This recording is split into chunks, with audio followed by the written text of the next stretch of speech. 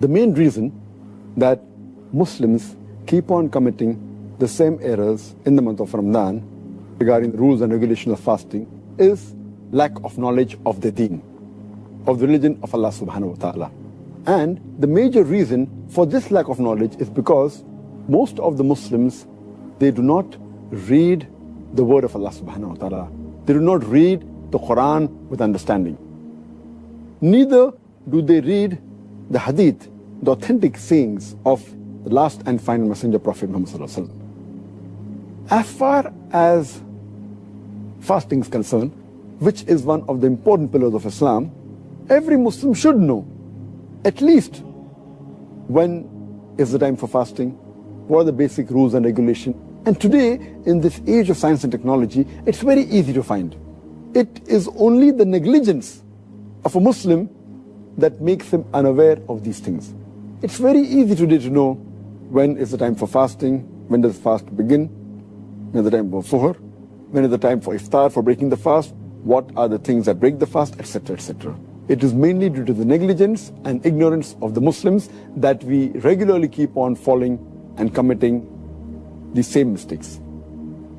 As far as the common errors that fall in the first two categories, the most grievous amongst the errors in the first category, that is errors committed regarding the obligatory rules and regulations of fasting, is the most common is that Muslims, many a times, they don't do the niyyah for fasting. Intention is very important. Without niyyah, without intention, the fasting is not accepted. So making intention is obligatory.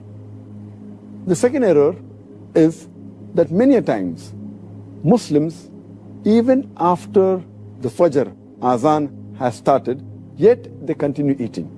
And they think that the end of suhoor time is only at the end of the Fajr Azan. In fact, the moment the Fajr Azan starts, the moment the beginning of dawn starts, the suhoor time ends. So this is error which normally nullifies or invalidates the fast. The third error in the first category is that many people, they delay paying their zakat al-fitr. And many times they pay after the Eid al-Fitr Salah. If we pay the zakat al-fitr after Eid al-Fitr, then it is like normal charity. It does not come under the zakat al-fitr. So these three are the most grievous in the first category. The common errors committed in the second category, that is errors that are contradicting the sunnah of the fasting, is number one, many people, they skip their suhoor. Some people, they have an early suhoor.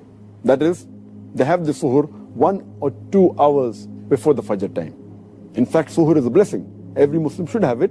And the Prophet said, we should delay the suhoor as much as possible. We should have it till just before the Fajr time. The third mistake committed by Muslims in this category is that they delay opening their fast. They delay the iftar. And our Prophet Muhammad said that the people will be good as long as they hasten in breaking the iftar. That means immediately after sunset, they should break the iftar. The fourth common error in this category is that many Muslims, they read unauthentic dua during iftar. The most authentic dua, as far as iftar is concerned, is Zahab al-Zama, Wabtallati uruku, wa sabat al-arj, inshallah.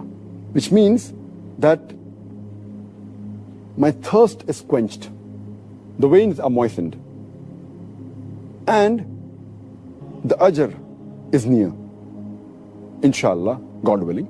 The reward is near, God willing. And some people, when they read this dua for breaking the fast, they say it before breaking the fast. Before they put their date in the mouth, they say this, and it is contrary to the meaning. The meaning says that my thirst has been quenched. Zahaba zama, wabtallati uruku. My thirst has been quenched, and the veins have been moistened. Your thirst cannot be quenched before breaking the fast. So normally it should be said, after you eat the khujur, after you have water and you're satisfied, maybe after some minutes, after you break the fast, then you can read this dua. Zahaba zama, wabtalati uruku, wasabat al-ajr, inshallah. Which means, my thirst has been quenched. The veins have been moistened. The reward is near, inshallah, God willing. The sixth common error made by Muslims in this category is that many Muslims, they eat excessively during iftar. And many of them even eat throughout the night. The seventh common error is that many of them, they are negligent as far as Tarawih is concerned. Because Tarawih is not a fard, they think it is no problem if a Muslim misses Tarawih. Though Tarawih is not a fard, it's a very important sunnah. And a Muslim who misses Tarawih is missing a great deal of reward. And many Muslims who perform Tarawih, they read Tarawih very fast, 100 miles per hour. They try and finish it in a short time, and they defeat the purpose. In fact, you should read with a moderate pace so that people understand and they grasp the message of Allah subhanahu wa ta'ala. The ninth common error is that those who go for itikaf in the mosque, many of them, they socialize during itikaf, as though it's a time to meet people and friends, which is totally contrary to the sunnah. The 10th common error is that many of the Muslims think that the Laylatul Qadr is on the 27th night of Ramadan. And they only worship Allah subhanahu wa ta'ala on this night.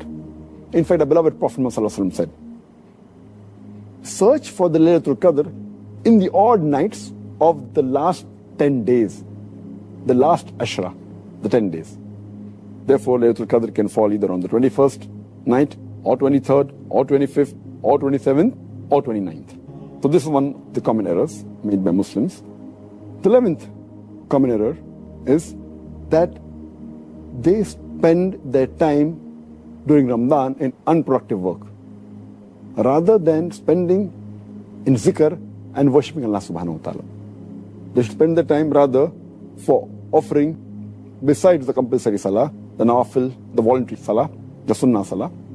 The 12th error made by the Muslims is that they should do dua. The 13th is they should ask for forgiveness. This is month of forgiveness. 14th is they should read the Qur'an as much as possible to get the blessing of Allah subhanahu wa ta'ala. The 15th is that they fast and they keep themselves hungry, but basically they're not mentally prepared for that fast. And it is as though they're staying hungry. But the main purpose of fasting, to acquire taqwa, is not obtained. The common errors committed by Muslims in the third category, that is errors regarding negligence in performing the faraid, the obligatory duties in Islam, is that Muslims, many of them, they stay awake the full night. They have an early suhr, and these people, they do not offer the Fajr Salah. Missing Fajr Salah is a sin. Many of them, because they stay awake the full night, they sleep the full day, and they even miss their Zuhr and the Asr Salah, which is a grave sin. You're trying to acquire blessings, and you are neglecting the obligatory duties, which is totally prohibited.